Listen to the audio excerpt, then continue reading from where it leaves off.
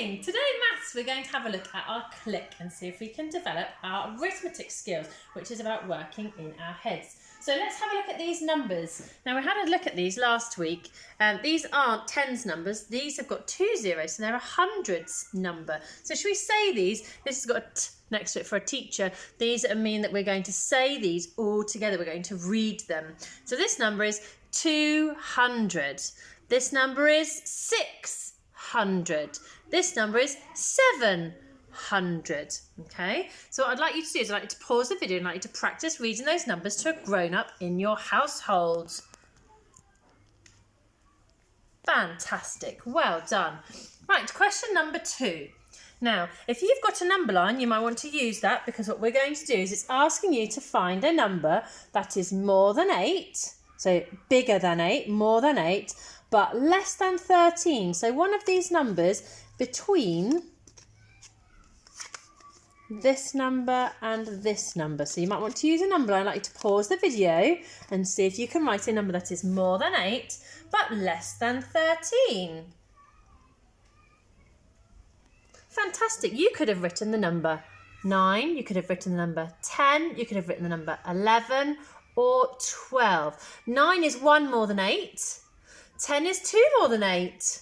11 is 2 less than 13. 12 is 1 less than 13. Okay, those numbers are all the numbers in between the number 8 and the number 13. Look, here they are in between. They're like an 8 and 13 sandwich. Right, okay.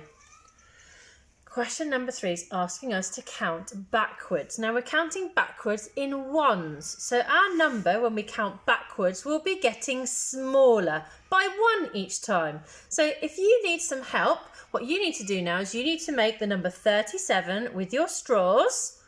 And then each time you count back 1, you're going to, that's right, you're going to take 1 away. So I can represent that here. So I've got the number 37. So 1 less than 37 is 36, 30, 31, 32, 33, 34, 35, 36. 1 less than 36 is 35. Because now I've got 5 ones. I've got 3 10s and 5 ones. 30, 31, 32, 33, 34, 35. 1 less than 35 is 34. 1 less than 34 is 33. 1 less than 33 is 32. 1 less than 32 is 31. 1 less than 31 is 30. 1 less than 30 is 30.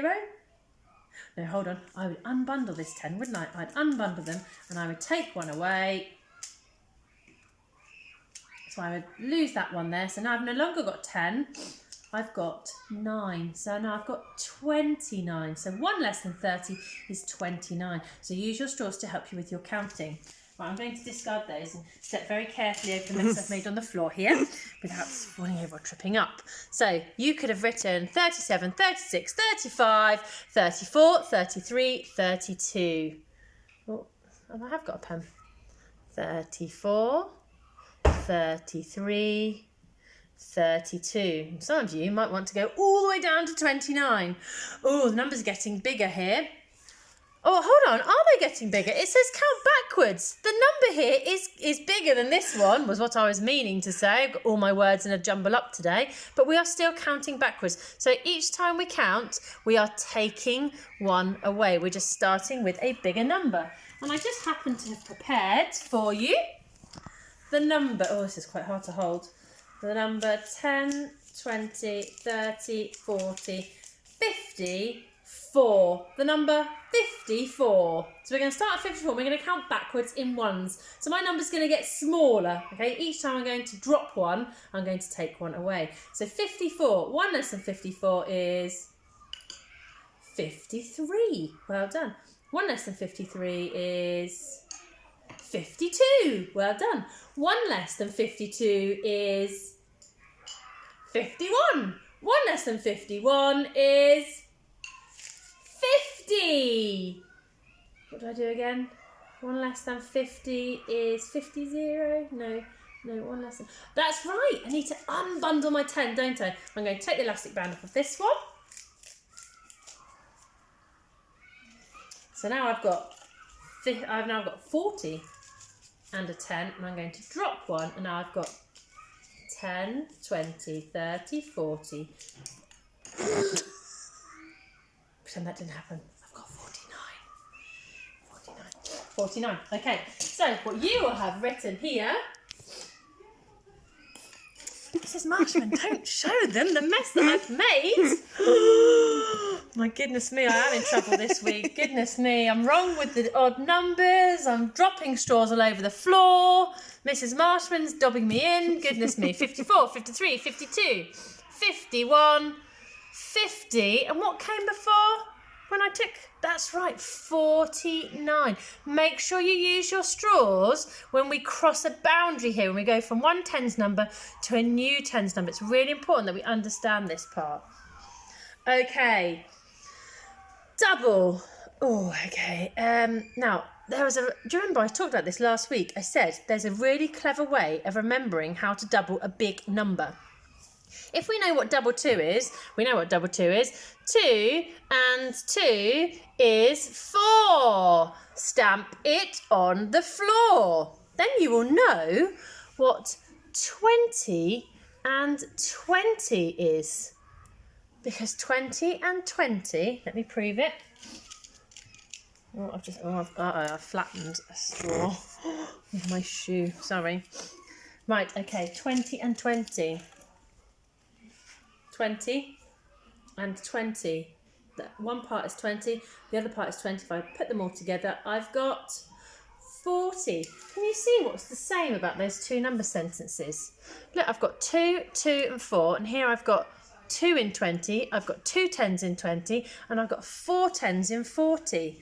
You see, look, this part here is the same. Oh, let me change the colour. That bit's the same, that bit's the same, that bit's the same. But the difference is, this is 2 tens, this is 2 tens, and this is 4 tens, okay? Right, question number 6 is easy peasy. That's a number bond to 10. 3 and what makes 10? Work on number bonds to 10. That should be really easy peasy. That's a number fact, isn't it? We don't need to do any working out for that. 3 and 7 is 10. Oh, a near double. A near double. 5 and 5 is 10. 4 and 4 is 8. Now, it's neither of those, it's a near double. So it's 1 less than 5 and 5, but it's 1 more than 4 and 4. We know that double 4 is 8, and we know that double 5 is 10. So 5 and 4 will make 9. Okay. Now, there is a number line on this one. You can use this to help you. Some of you will automatically know what 6 and 3 is. That would be brilliant if you do. If you don't, you're going to circle.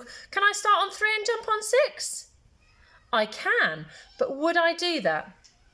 No, it's not the most efficient way, is it? We start with the biggest number when we're counting on. So you'd start on 6, and you jump on 3, 1, 2, 3, to land on 9. Easy peasy. Some of you might already recognise that here is a fact that we already know. The fact that might help you here might be 3 add 3 is 6. How does that help us here? If I know that 3 and 3 is 6, then how does that help me know what 6 take away 3 is? You're right. 3 and 3 makes 6. 6 take away 3 leaves 3, because 3 and 3 is 6. Well spotted, well done. So 6 take away 3 will leave me with 3. Now the last one, again, some of you will be able to know this without counting on your fingers, without counting back on your straws, or without counting back on your number line, because some of you will already know the relationship between 7 and 2 and 5. So 7, take away 2. We start here on 7 and we will jump back 1, 2, because we are taking away. Our number is getting smaller, not bigger.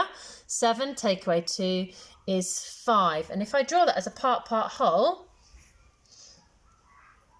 with my whole number 7 and 5 and 2. It comes back to our fact families, doesn't it? 5 add 2 makes 7. 7 take away 2 will leave 5. 7 take away 5 will leave 2. Or 5 and 2 makes 7. Brilliant work today, guys. Looking forward to seeing your clicks on tapestry later.